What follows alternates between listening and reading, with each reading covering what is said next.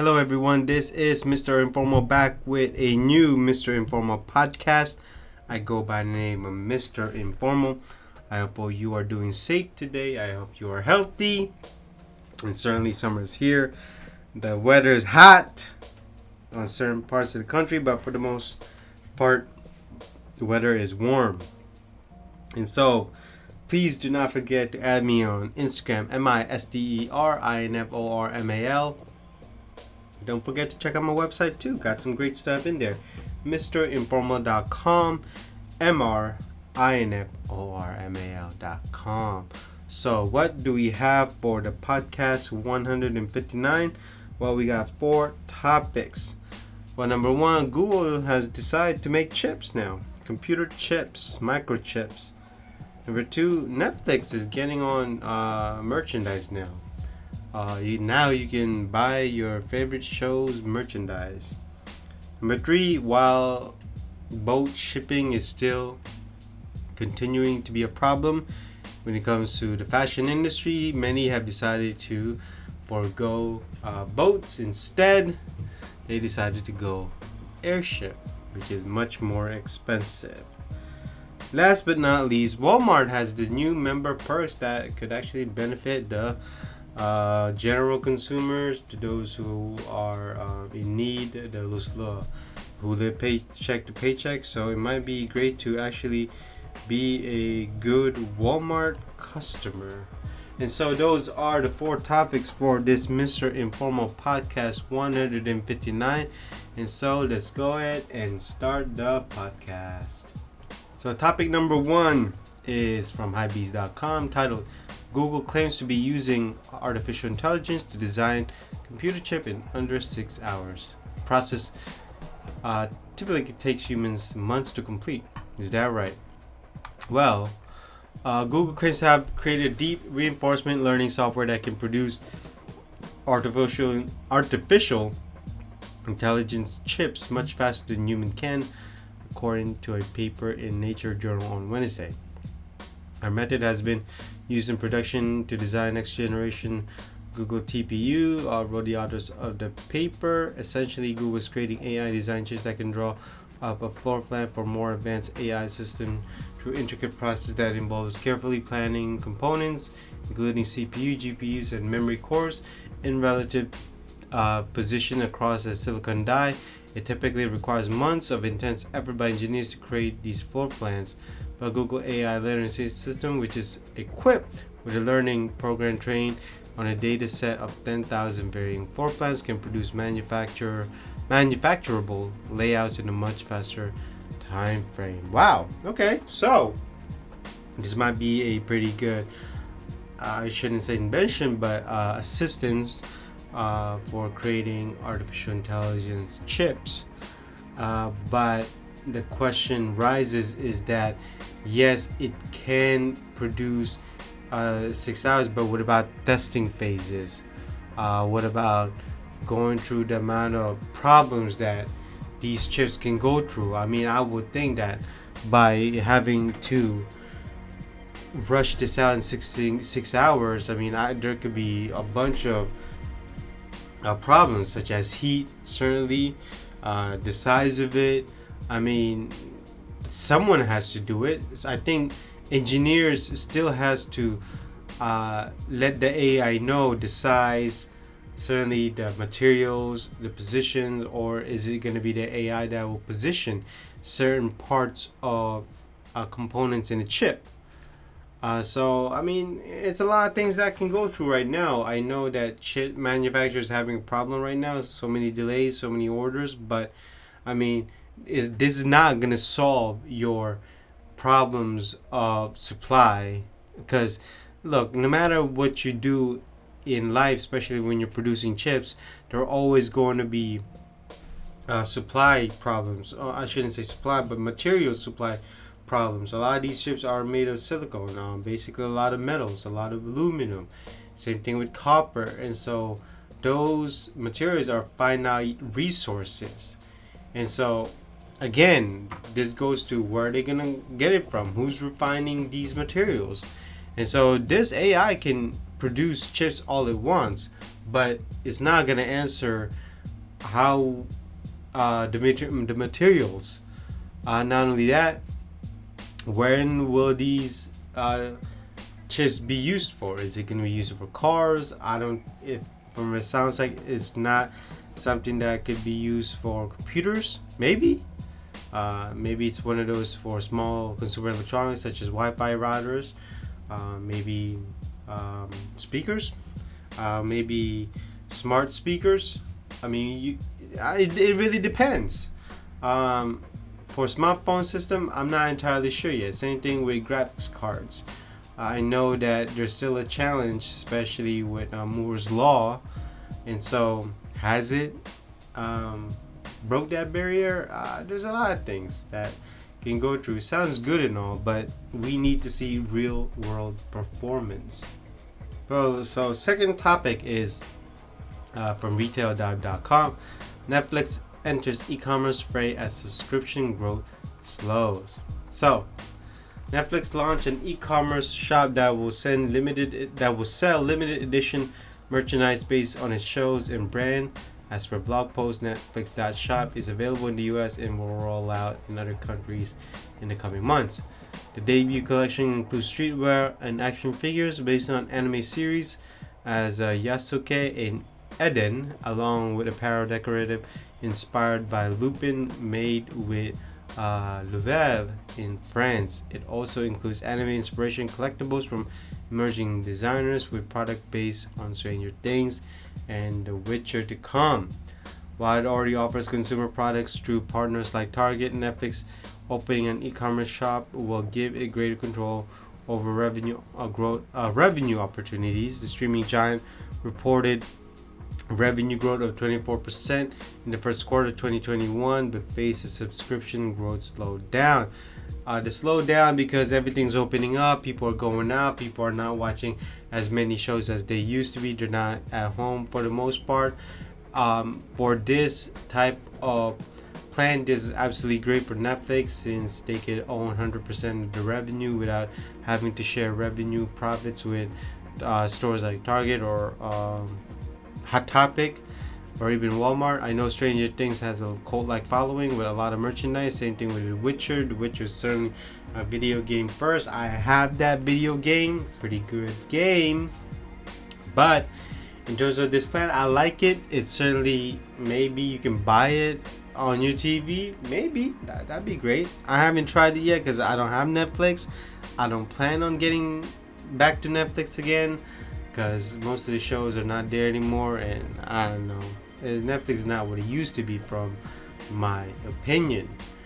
But in terms of revenue, this is absolutely great. If they have their own show, they could just provide merchandise directly to the consumer. Not only that, this could also give them additional value as a company.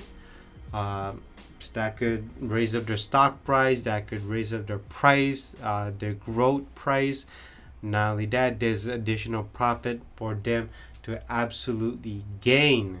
In terms of consumer, I mean, again, if you can shop it directly at Netflix, whether it be your smart TV or even your phone or even a tablet, again, that'd be great. Obviously, they have your credit card on file, so you could easily buy the item itself. Now, I won't be surprised if Hulu or Disney, actually Disney does already do that, but this is quite different because you could actually get it from their own show. Hulu might get into it, HBO Max might get into it. I mean, everybody could get into it. It's just additional revenue for anybody to get in. The funny thing is that Disney have already started this way longer than before streaming started. So, but I guess this is the first time that Netflix is doing it on their own. I guess you can say this is the first time that a streaming company actually is opening up their own shop for their own show. That is absolutely interesting. But hey, this is actually a good growth revenue plan. So on to the third topic from retaildive.com. Apparel brands turn to air cargo as inventory delays continue. Now, just so you know, air shipping is actually expensive, especially with multiple boxes. It is absolutely, yes, it's quick. It's like the next day or in 2 days, but it's expensive. So, supply chain issues in Q1 led brands including Levi's, Strauss, Lands' End, and PVH increase their reliance on expedited freight to ensure products are in stock, according to recent earning calls. We have had to increase our air freight, said Levi Strauss. Um, Lands' End president and CFO James Gooch struck similar tone. We are certainly seeing challenges like everybody else. PVH, which operates brands like Tommy Hilfiger and Calvin Klein, says maintain our sales in the second half of the year by doing so. So, inventory delays have been systematic in the first half of 2021 as companies struggle to catch up to quickly rising demand. And well, everything's opening up. So, I'm not surprised by this move because I know that the port has been busy. Overseas country, the biggest example is China trying to fight for boat ship or shipping by boat, shipping cargo, whatever, sea cargo, and there's been delays. Obviously, there's been delays in the port due to the pandemic. Not every country's at 100%. Surely the U.S. is almost at 100%. I could say it's 80%, but now let's not forget that U.S. is the number one customer. So if U.S. suddenly becomes everything's open, so you might see the port catching up much faster than before, or getting back to the way it was before the China virus and all of that bad stuff. But doing so is actually expensive.